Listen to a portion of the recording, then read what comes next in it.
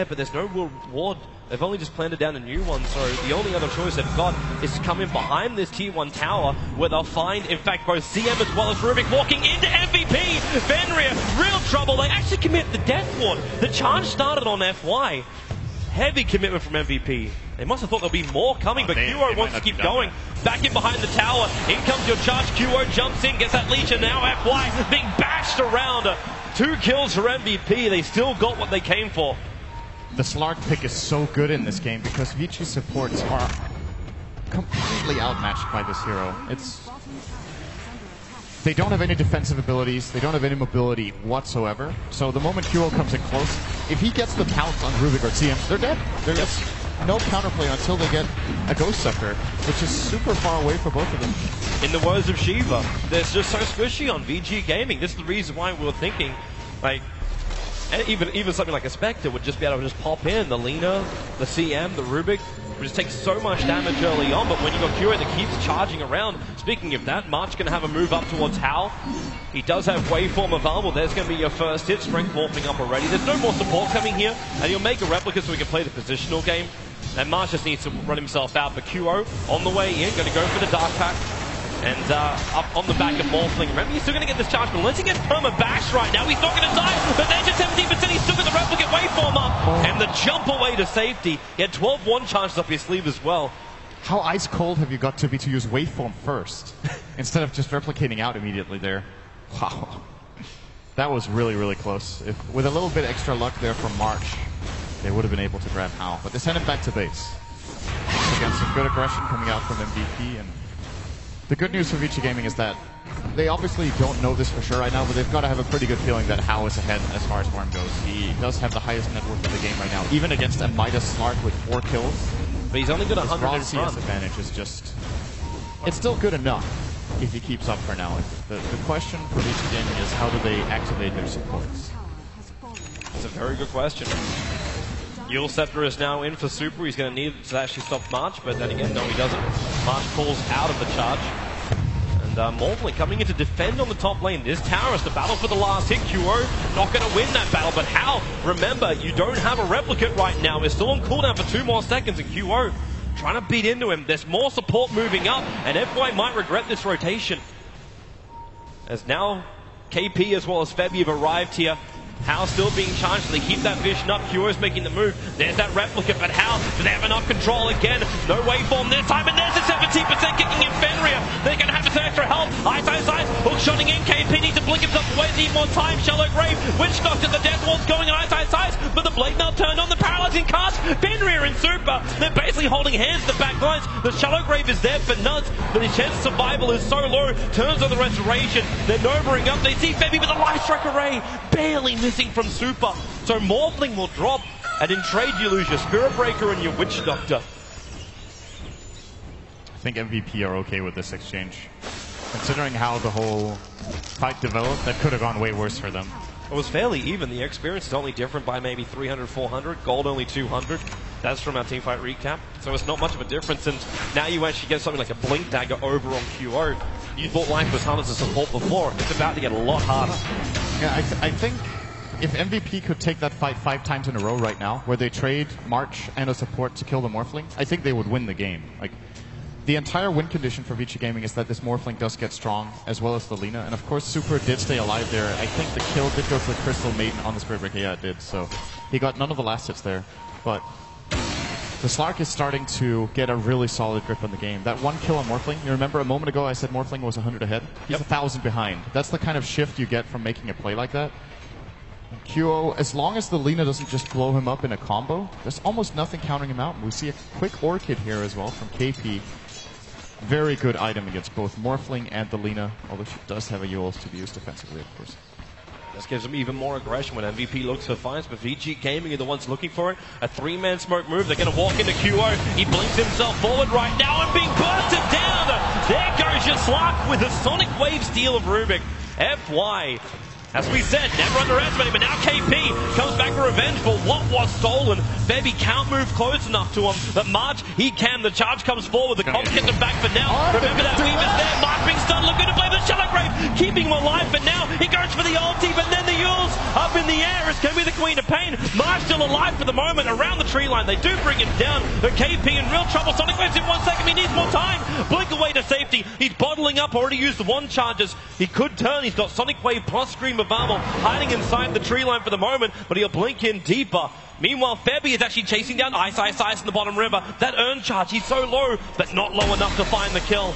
The rocket actually scouts out Febby. Is it worth? No, he doesn't actually have Hulk. Still on cooldown for 20 seconds, and the rocket damage is not enough. A little bit of panic or miscommunication from VG Gaming there. They layered their stuns on the Queen of Pain, or rather the Lina stun and the Crystal Maiden Frostbite. If they combine those correctly, they do find that absolutely key kill, but still, they got the better exchange here. A lot of gold going their way, especially the Slark kill was really massive for FY.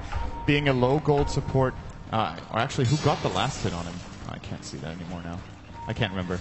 I don't think it was FY himself. Anyway, who claimed that kill got quite a bit of gold out. Alright, I can't help you on that front. Fenrir. Well, no one will be able to help him in a moment. He's walking right next to QO. And then, well, there's your Dark Pack. How much damage have you got, Fenrir? Not enough to get the kill. So he helps himself with that Lincoln Sphere. 19 minutes up for Hal. A very nice timing for the Morphling and a lot more protection against his MVP lineup. But how much more does he need? Do we still go for that E-Blade? And is E-Blade actually going to do anything up against MVP? Yes, absolutely. It makes Laguna Blade just destroy anyone. Until, of course, he gets the axe, then it's pure damage, so then E-Blade doesn't amplify it anymore. But in either case, he's definitely going to have a lot of damage. It is, however, possible that he doesn't go for it at all. And what makes me think this is that he didn't skill Adaptive Strike. He actually took a point stats over it. He's level 11 with a 4042 build. So you turn it more into a fighter build, something more like a Skadi? Or? I'm guessing so, and that they feel like they have enough magic damage alone with all of their other heroes, which, you know, it's kind of that thing, you want to find the right balance between Spell Burst and having physical carry late game. And a lot of the time the E-Blade is just very powerful, but the more I think about it, the better it probably is to just go for a combat build this time around. Charges coming down. We might actually see Crystal Maiden getting popped. QO just catching Fenrir out of position. He was moving up into his own jungle. That leash is holding him a little bit too much longer. And then Clockwork, while QO breaks free of the stun almost instantly, and with the Orchid on Ice. They don't want to throw in anything more apart from the Death Ward. But QO coming back in the fight. Ice's almost down, but still alive until KB finally puts him in the grave. 1-for-1 triumph for March. Looking for the ulti, and there's your Sonic Wave. He's still got Nether Strike, but Super with the strike there is going to keep him now. In fact, the Lincoln's been triggering, blocking it. It's a 2-for-2 trade-off, and QO is still alive. Blinks away to safety. Hal not attacking him, so not putting that Blink Dagger back on cooldown. And QO wants to come back in again.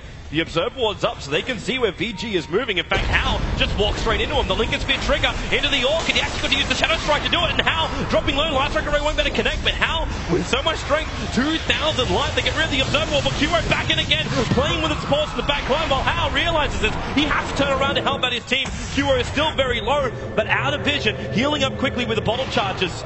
Fenrir back already, but Super QO, yeah, that's not going to happen. If he actually would have gone for that, this guy, nice call. He is exceptionally good as Slark, by the way. I think he's one of the best players in the world on this hero. He's shown it time and time again. How good he is at getting in and out of fights and really evaluating how far he can stretch before he has to go back out and regen. This fight, he makes the right call not to chase one more time onto the Lina. He would have pretty much surely died. But his pressure onto the VG supports, the second he did that, like, you saw Morphling. Hal was almost certain he was having himself a kill right there, and then realized he has to turn around and help out the rest of his teammates. That pressure from Slark, you're always looking behind you. March should be doing the same thing as he's about to get initiated on. There's still 1,700 life to get through. Yules into the Light Strike, plus Laguna Blade. It sounds like a lot, but it really isn't when you have that much damage on VG. But then you have Alina, and then 1,700 is not much. And there's 400 gold from the Ags. So Super's about to get a big upgrade with his ultimate. I'm wondering if VG Gaming are expecting that a BKB will come out sometime soon. It looks like the Queen of Pain actually is building one, so that's going to be very nice for dealing with KP. For Super, as their physical damage output right now is, as we talked about, really underwhelming. So when those BKBs come out, they need to have a solution to kill the BKB force. But I'm actually wondering too then with Slark, because we're seeing Kuro building into the Skadi. Is it even worth him going a BKB in this game? Or should you just go for more points? Is Fenrir? Well, they get really observable to start with, and FY and Fenrir both moving in. Kuro's not even going for that. He sees Hal in the mid, but no, turns around. Comes back into Fenrir and FY, Frostbite and Telekinesis. Not the greatest chain in the world, but they knew the Dark Pact. He's going to break free, pounce up into Ice. The bounce from March, actually knocking Ice back. They're able to get the sound off with the Sonic Wave, hitting 3 heroes from VG, now the Paralyzing Cask. It's going to actually trigger the Lincoln Sphere. At the same time, Super and Fenrir, they can't run. It's back down to Hal, back up the Super. March another charge, hitting into Hal. Might even push him up on top of the cliffside. He's inside the rock space. Hal bashed again, 77%. Hal is down. March breaking the game and winning the fight for MVP. They do the work and they'll take the Roshan. This is what happens 1 out of 200 times when you have an ability that's true random and not pseudo-random. March got so lucky there. Oh, it's unbelievable. It's possible they could have caught Hal anyway, but that's gotta, you know, that's such a mental blow. You feel like the game just cheated you, right? Yep. You had this Morphling, you had a Lincoln Sphere. The sad thing is, too, the Paralyzing Cask works so well against it. It triggers a Lincoln Sphere, but it doesn't actually stop the cask from bouncing. So it bounces up and then straight back down. He still gets stunned. The Lincoln Sphere actually became a non-factor. Apart from stats and regen. That's all it was. That was such a good cast. I think it got all the bounces off. It bounced between Lina and CM at least 3 times. Yep. It even came back down to the Morphling after they were looking for the kill. It's... Wow, look at that spike up. That's... For the first time in 24 minutes, the entire game, MVP are actually leading by a smidge on the gold, and the net worth up by 6,000 they gained during that last engagement. This is when you want to put on the pressure if you're MVP. Kuro is getting close to Skadi, and it's almost impossible for VG Gaming to kill him twice. Wait a second, Lina went in a different direction. We thought she was going to go for the axe. Yeah, hey, wait, what? It's a soul boost.